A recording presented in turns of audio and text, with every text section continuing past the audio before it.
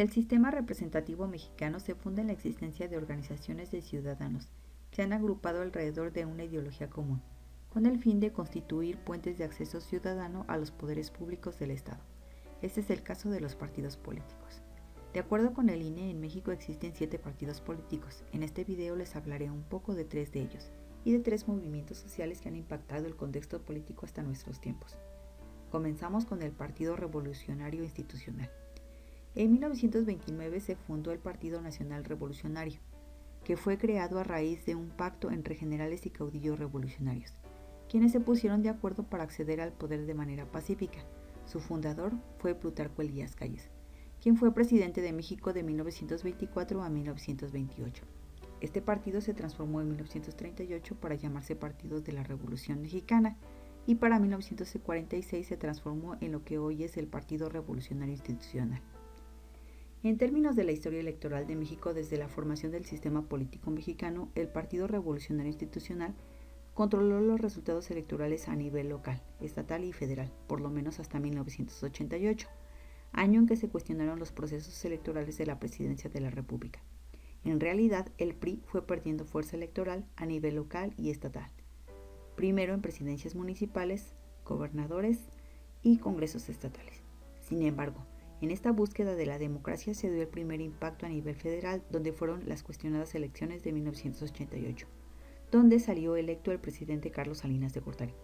Los resultados electorales en 1988 generaron las condiciones para el surgimiento del PRD. En 1994, en la elección del presidente Ernesto Zedillo, se obtuvo el 50% de la votación total. 3 años después, en 1997, por efectos de la crisis financiera de 1994 y el desgaste de mecanismos de control del PRI, se originó el fenómeno de gobiernos divididos. Este posicionamiento de los partidos de oposición a partir del descontento social y económico y una mayor participación de la sociedad civil permitieron el primer cambio de gobierno, el ascenso del Partido Acción Nacional con el presidente Vicente Fox en el año 2000. Continuamos con el Partido Acción Nacional. 10 años después de la fundación del Partido Nacional Revolucionario nació el Partido Acción Nacional, creado a partir de la ciudadanía. El PAN fue concebido como un partido 100% ciudadano y fue pensado como un instrumento al servicio del pueblo para concretar el ideal de una patria ordenada y generosa. El ascenso del Partido Acción Nacional con el presidente Vicente Fox en el año 2000 generó amplias expectativas democráticas, pero para el 2006 en las elecciones presidenciales Felipe Calderón solo alcanzó el 35.8% de los votos totales, en un proceso cuestionado por el candidato de oposición Andrés Manuel López Obrador, respaldado por los partidos de izquierda. Dentro de los aciertos del PAN se encuentra la consolidación de un modelo económico basado en la estabilidad macroeconómica, ya que se diversificaron de fuentes de crecimiento económico, se fortaleció la competencia, el tipo de cambio monetario se mantuvo estable sin devaluaciones abruptas y se promovió la inversión en distintos sectores para el turismo, el campo, la vivienda y las telecomunicaciones. En el año 2012, por la poca eficiencia en temas de seguridad y el incremento de la violencia por parte del crimen organizado, se impulsó el regreso del PRI, con un 38.1% de la votación total. Este proceso electoral también fue cuestionado por el candidato de oposición Andrés Manuel López Obrador, respaldado por la izquierda. Sin embargo, los elevados escándalos de corrupción y los pocos resultados del combate a la violencia, problemas de seguridad, narcotráfico y la poca credibilidad y desgaste del sistema político facilitaron e impulsaron el triunfo electoral de un nuevo partido, Morena, que agrupó a discrepantes marginados del PRD y el PRI. Ahora hablaré del Partido de la Revolución Democrática. El PRD nació de la crisis política del PRI.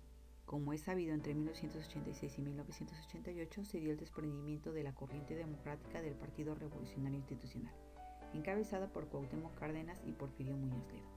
Esto suscitó la simpatía de importantes sectores populares y de organizaciones de la llamada izquierda social. De ahí se desprendía un programa orientado a promover una serie de reformas centradas en la redistribución del poder decisional y económico, una firme apuesta a la democratización formal en contra de los manejos ilegales priistas y una vaga idea de democracia participativa. El PRD proponía un conjunto de apuestas que combinaban la conquista de espacios institucionales de representación por vía electoral con la ampliación de la participación por medio de la organización popular y la movilización social. Dentro de los logros del PRD se pueden mencionar el triunfo en espacios en el Congreso de la Unión, así como en los congresos locales y también en municipios y entidades, destacando el Distrito Federal. En los procesos electorales presidenciales llevados a cabo en 1988 con la candidatura de Cuauhtémoc Cárdenas Solórzano, en 2006 y 2012 con la candidatura de Andrés Manuel López Obrador, denunciaron que hubo inequidad, desvío de recursos, la ausencia de imparcialidad de los órganos electorales e intervención de poderes que arrebataron los triunfos mediante el fraude electoral.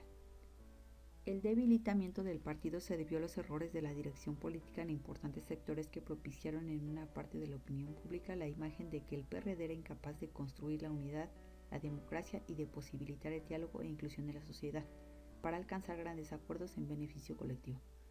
Ahora bien, una parte importante en esta lucha constante por lograr la democracia son los movimientos sociales que tienen como objetivo principal lograr un cambio a partir de la colectividad y de la participación ciudadana, en la cual se expresan valores, creencias e ideologías. Sus prácticas estratégicas son básicamente la convocatoria a través de los medios electrónicos al debate político abierto, a la multiplicación de fuentes de información, así como la denuncia de acciones ilegales relacionadas con el proceso electoral. Número 2. Movimiento Frente de Pueblos en Defensa de la Tierra. El proyecto aeroportuario para la zona metropolitana más grande del país se inició con los decretos expropiatorios del 22 de octubre de 2001 y que habría de afectar a un número importante de ejidatarios de los municipios de Atenco, Texcoco y Chimalhuacán y sus núcleos agrarios, así como el uso de suelo.